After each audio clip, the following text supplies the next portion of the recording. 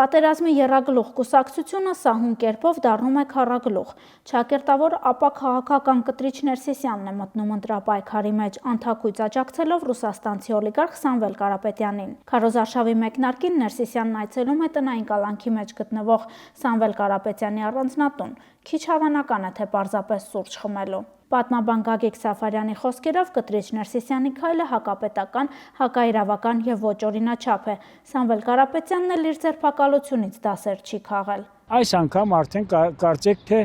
դավադրությունը բարձրացել է ուրեմն կլիմաքսի աստիճանի, այլ բան ասել չեմ կարող, դա հակապետական է, դա դավադրական է, դա քարոզարշավը եւ քարոզարշավի ընդունված նորմերը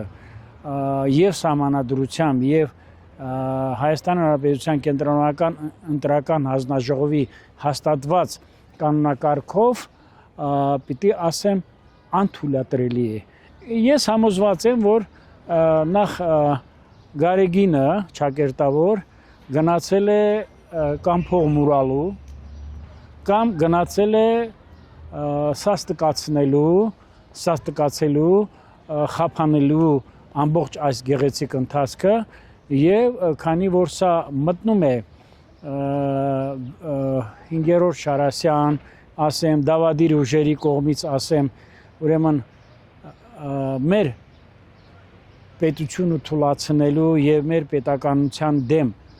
օտարերկրյա քաղաքական ուժերի արշավանքի տրամաբանության մեջ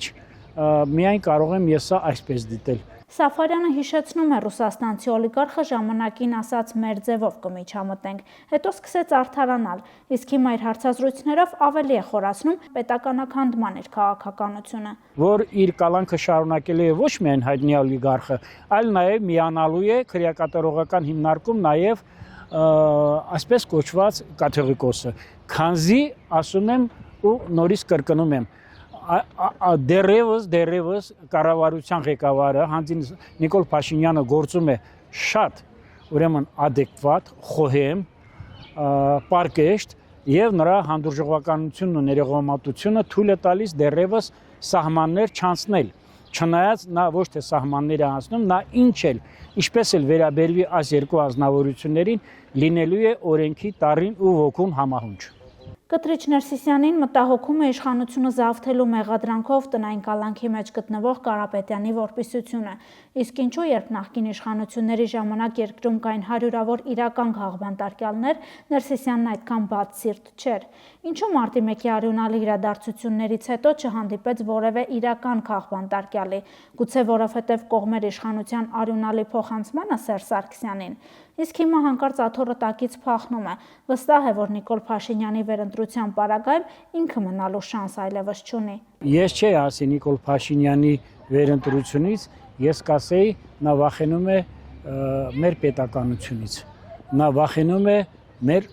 ժողովրդական իշխանությունից, որտեղ մեր երկրում իշխանությունը պատկանում է ժողովրդին, սկսած 2018 թվականից։ Խոսելով ընդդիմադիր հռչակած քաղաքական ուժերի քարոզարշավի եռագլուխ պատերազմի կուսակցության մյուս առաջնորդների մասին Սաֆարյանը նկատեց, օրինակ Քոչարյանի վարկանիշը 1-2%-ից չի անցնում։ Սաֆարյանը հարցադրում է անում, կտրիչ Ներսիսյանը երկրորդ նախագահին հարցեր չունի։ Այդ 1-2%-ը չբարձրանալու համար մի քանի հարց կարելի է տալ Ռոբերտ Քոչարյանին եւ ստանալ պատասխան։ Իրանք չեն ասում, որ ինչպես պատահեց, որ 2000-2007 թվականներին վարչապետ Սերժ Սարգսյանի ժամանակ եւ Կենտրոնական բանկի նախագահ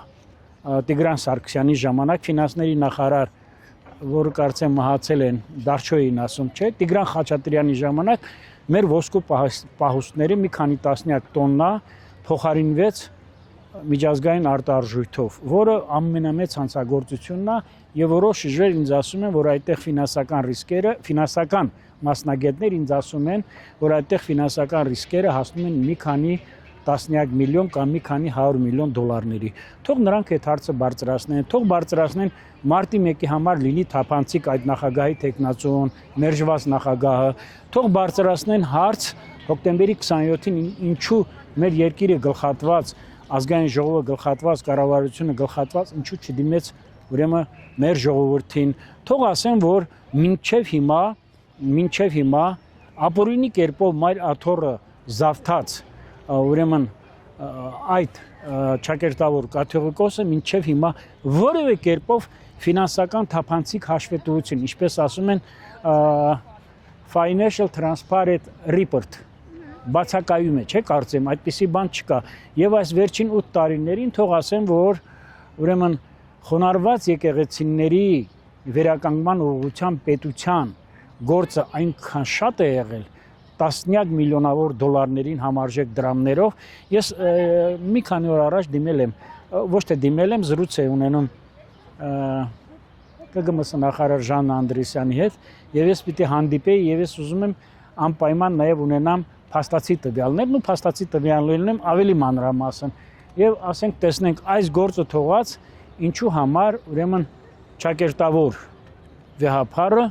ընկղմվեց ամբողջովին դավադիր գործնեայության ոլորտ պետականաքանդման գործընթացի մեջ։ Սաֆարյանը համոզված է, չնայած իշխանության դեմ ուղղված ահռելի գրոհների, վարչապետն այսօր ունի այն աջակցությունը, որը չուներ նույնիսկ 2021 թվականին։ Ես ասեմ, որ ընդամենը առավոտյան Հերացի փողոցի իմ բնակարանից իջնում էի քաղաք եւ պիտի գնայի դեպի ուրեմն ամերիկյան համալսարան եւ ես տեսա ինչքան մարդիկ են ինձ մոտենում եւ ես պիտի ասեմ 21 թվականին այսպիսի աջակցություն քաղաքացիական պայմանագիր կուսակցությանը եւ անձամբ վարչապետին չի եղել, քանի որ ես այն ժամանակ եմ դուք լավ գիտեք բավականին մեծ գործունեություն ծավալել չի եղել այդպիսի բան, այնպես որ սա ինչպես ասում են խորտակված նավից ճողոպրելու եւ խույս տալու վերջին ճիգերն են։ Հավանիչ տեսանյութ եւ բաժանորդագրվիչ նորությունները բաց չթողնելու համար